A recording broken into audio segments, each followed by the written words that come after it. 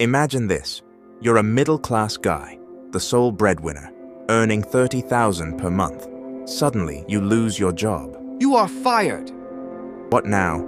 You need money to survive until you find another job. You have two options. 1.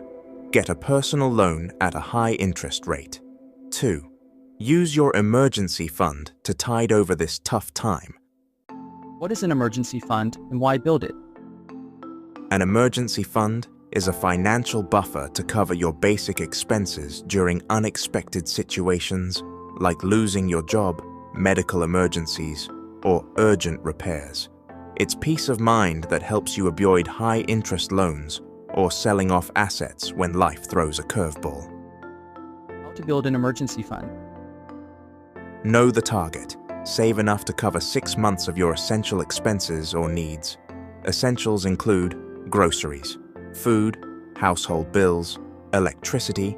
Essentials do not include wants like dining out, movies, new clothes, tours too. Set a monthly saving plan. Ideally, save 20% of your income every month.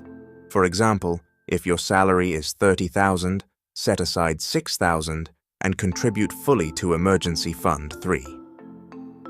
Balance saving and investing. Instead of putting the entire $6,000 into an emergency fund, use an 80-20 split. 80%, $4,800, for emergency fund, 20%, $1,200, for investments. This way, your money grows while you build your safety net.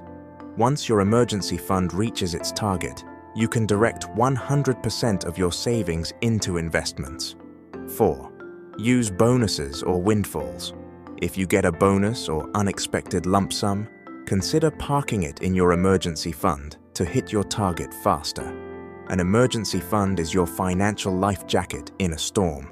Start building it today for a secure tomorrow.